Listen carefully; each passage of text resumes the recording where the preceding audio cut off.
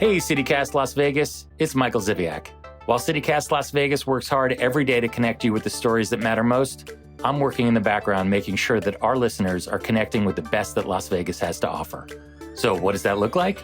It means meeting with the people who make Las Vegas what it is. The business owners, the stakeholders, the decision makers, the Las Vegas residents who put together those food festivals you enjoy, the concerts you attend, the exhibits you can't miss, and who make those candles your mom can't stop talking about. If this sounds like you, let me help you get your message out to the city's best audience with an ad right here on the CityCast Las Vegas podcast and on our sister daily newsletter, Hey Las Vegas. Shoot me an email at ads@citycast.fm and let's connect.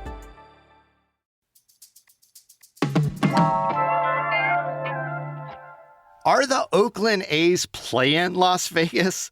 In a short stretch, we've seen a new definition for the word binding, ever-changing ballpark sites, huge public financing demands, a big PR blitz, and dubious poll results. Today on CityCast Las Vegas, we revisit my discussion with economic expert Bill Robinson.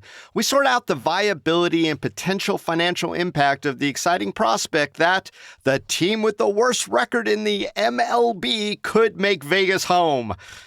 And stay with us. We'll give you the latest shocking A's development after the interview. It's Wednesday, May 24th.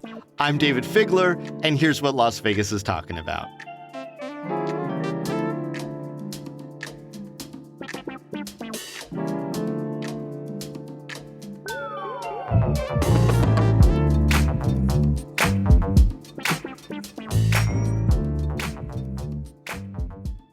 Bill, welcome to CityCast Las Vegas. Thanks for having me. So, let's jump right into it. Why would the Oakland A's come to Las Vegas and leave Oakland? Because we'll build them a stadium and Oakland won't. Okay. Right? It's money. Money moves. The Raiders moved for money, right? Right. Why wouldn't a new MLB stadium just go for the private funding then and not worry about it? Just start building in Las Vegas. What would be the holdup? Right now they're in this mode. There's always this mode in Las Vegas that what are we going to be, right? And so in the 80s, late 80s, Steve Wynn built the Mirage, and all of a sudden the mode was, we have to build a giant hotel, and it's got to have a theme, and it's got to have dolphins, and right? And we go with that mode for a while, and then we had all the giant mergers, and kind of the mode was, hey, let's make money. And well, I think the mode's always been let's make money. Let's get real on that. But it stopped being let's build new stuff and let's do this to being let's find private equity companies that want to invest. It became more of the Wall Street thing than the local thing and the how do we get money to build Macau. Now it seems to be we need a string of big events, and Raiders games are big events. They're thinking that the A's would be big events.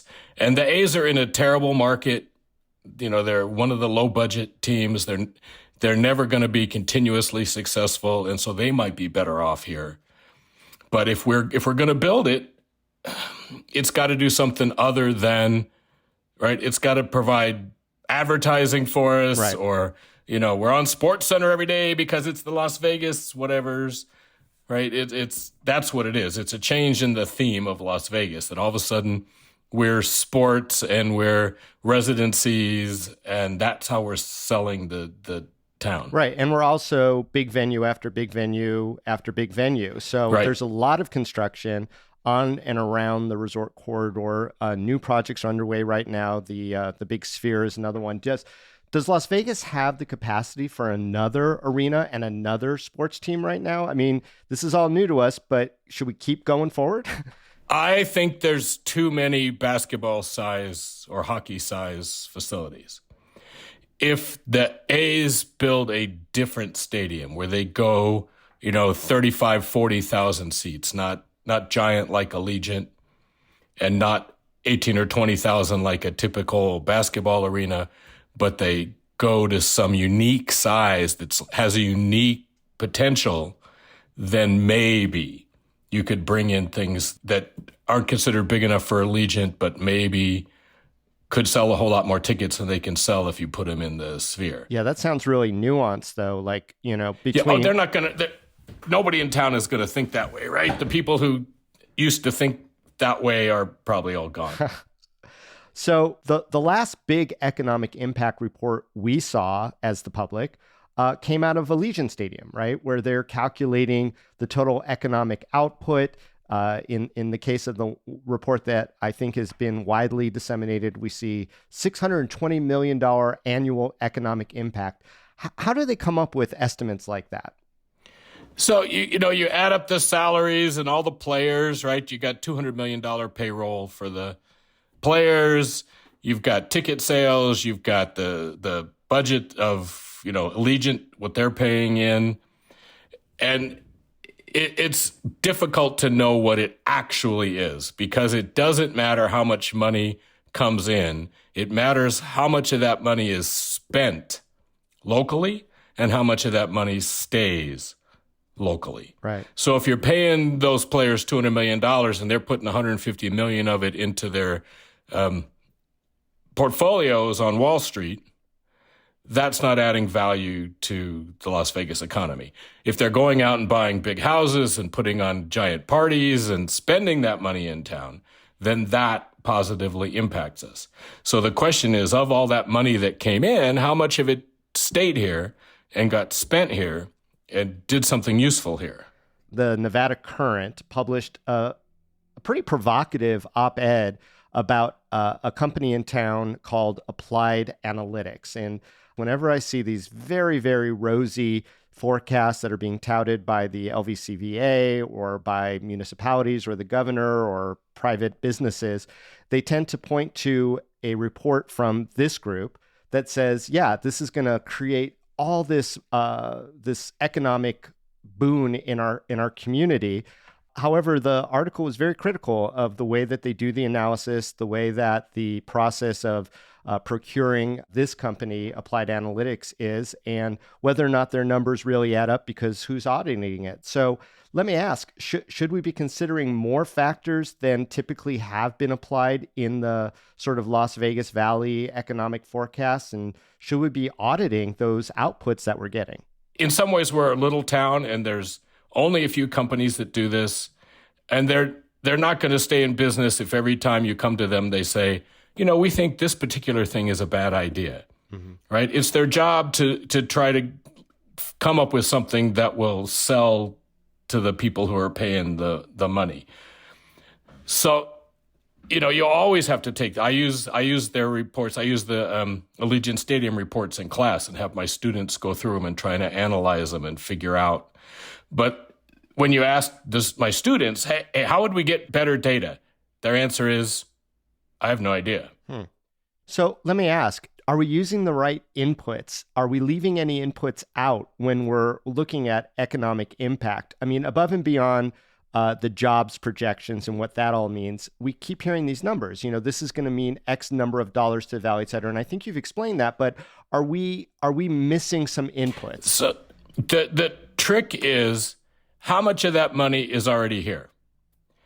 If it's locals going to the game, their money is already here. And so all they're doing is, instead of going to the movies that night, they went to the ball game. And that doesn't add anything to the community. It's taking it away from one part and giving it to another.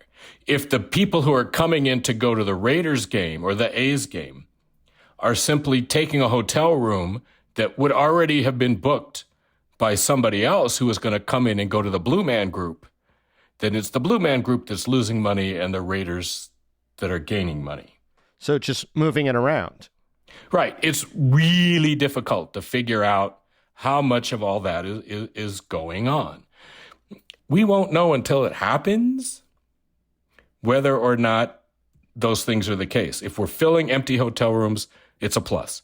If we're displacing or just using local dollars, it's not a plus.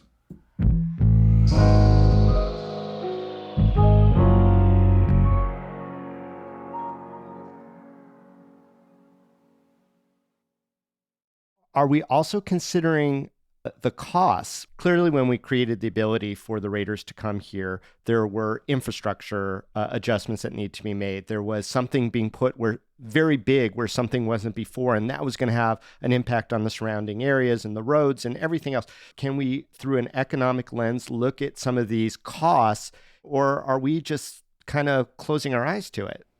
So again, there are attempts to do that, but how do you adjust for even things like traffic impacts and what a Sunday around Allegiant Stadium means to the roads that are around Allegiant Stadium? That you could sort of quantify that. We have ways of attempting to quantify that. But there's also hard costs, right? I mean, putting sewer lines in and building new roads and things like that. We spent, there's hundreds of millions of dollars in those costs to the county. And, they kind of knew what they were. And, there was supposed to be a new freeway interchange and other stuff, which is a couple $100 million expense. You look at other cities that have built new stadiums, they have put them somewhere where the neighborhood needed fixed. And the stadium fixes the neighborhood because you have this influx of restaurants and, lofts for yuppies to live in and bars and all this stuff builds up around the stadium. Okay? Well, I don't know that that's going to happen where Allegiant Stadium is, but if it does, then you've got that whole balance that you took an area that really wasn't that well developed, and maybe you turned it into something that's nice and a positive. Mm-hmm. So we can do the costs ahead of time. The benefits are much harder to figure out. Yeah, and of course, most of this construction that we're talking about for these stadiums and arenas are in the resort corridor, so pretty much a developed area already. So right, and the A's stadium, if they tear down the Tropicana and put the stadium where the Trop was, right, there's no neighborhood to whatever. That's that's you're right there. Strip and Tropicana. So it's not going to have the kind of economic development effects that we had in Baltimore or Denver or other cities that have built those stadiums. So, Bill, are we good at, here in Las Vegas, evaluating whether or not tourism has gone up since things like the Golden Knights and the Raiders have arrived? Nobody's good at that stuff because you have a counterfactual, as we say. What would have happened that night had that not been there? Would a concert have come to town and wanted to come that night, but it didn't come that night because the Raiders? We don't know. And again, so all that money and all those jobs, if the town's filling up on the days that they're playing, then you just have to go, okay, right? Mm-hmm. And I know that it's a terrible economist answer, but we tell the economist joke that there's the king and he had all the economists in his country lined up and he cut off all their left hands. And when his advisor said, "Why did you do that?" He said, "I'm tired of every time I talk to one of them saying, on the other hand." We want to be honest. And the honest answer is we'd have to know what would have happened had that not been here to actually tell you what it is. And we don't know. All right, Bill. So this brings us to the ultimate question. And that is, what's the point of doing these economic analyses at all? Because if you don't, somebody's going to ask you why you didn't do them. Okay. It's easier to say, we did them, and here's what they are, and you guys can rip them apart, than to say, we're just going to do this, and we're not going to tell you the cost, the benefits, even guess at what they are. Again, it's the other things, right? It's Las Vegas being on SportsCenter every day. Right. It's maybe some big corporate company is going to come and move here because now they think Las Vegas is a real city. And maybe your economic development efforts are better because you've got the Raiders here and the Knights here. Yeah, and that perfectly leads to my next question, which is, how do we gauge these intangibles? Like Las Vegas didn't have any professional sports for the longest time. And now we have so many different ones with these various intangible benefits, I think, to the community that maybe we can't measure with economic analysis, but still needs to be considered as Las Vegas is finally filling the Thanos glove of infinity sports stones. We got the big ones, right? We got NFL, we've got NHL, and now we're talking about some of these other ones. And that's not to discount the WNBA and our soccer league, So what are those intangibles as an economic impact? The best example is Boeing moved their corporate headquarters out of Seattle, and they did a competition, and you had to have professional sports teams to play. You couldn't bid if you didn't have professional sports teams in your city. So now we look more like a real city to people. Yeah, you hear that term so much when people have been describing Las Vegas. Like, we aspire to be a real city, as though we've been sort of a sim city or a fake city up until this point.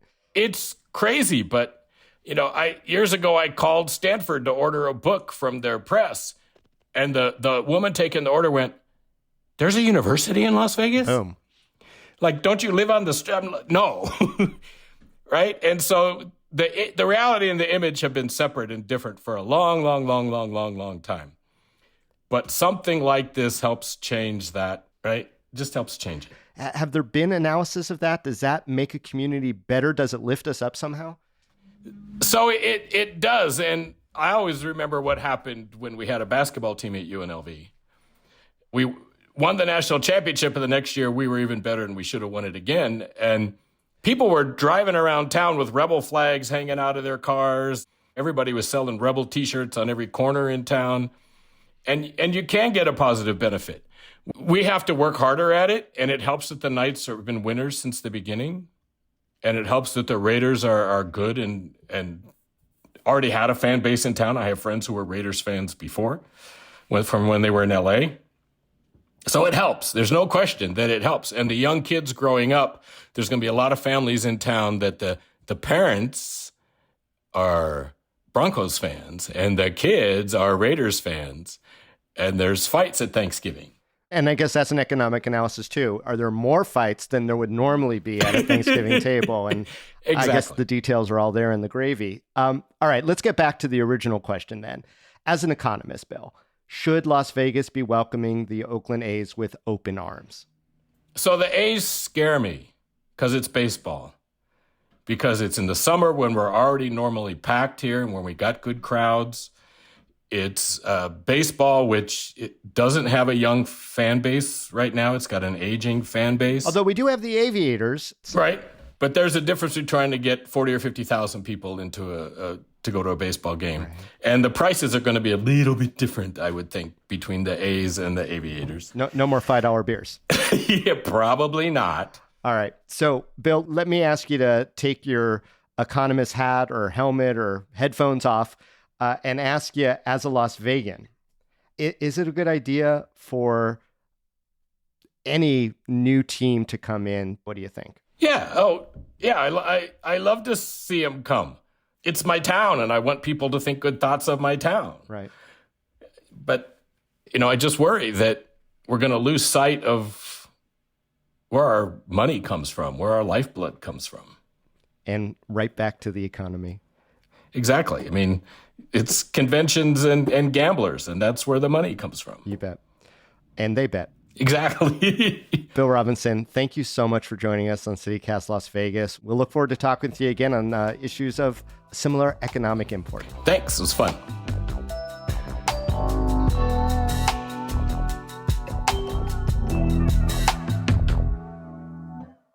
And now for an update on the A's efforts to get into our city.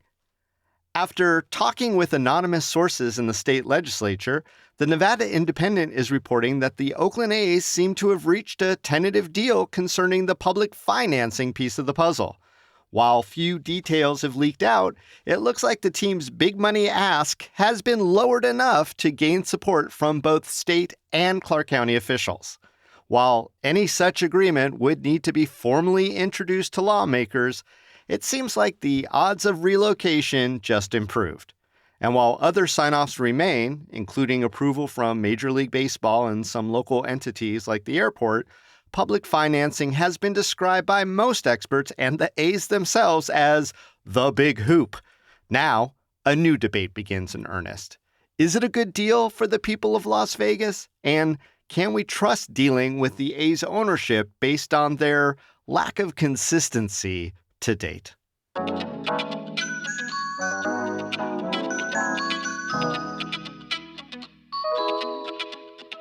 That's all for today here on CityCast Las Vegas. So are the A's coming? Let us know what you think. Tag us on all the social medias at CityCast Vegas. And if you enjoyed the show, why not tell a friend? Rate the show, leave us a review, we read them all, and subscribe to our morning newsletter. We'll be back tomorrow morning with more news from around the city. Take care.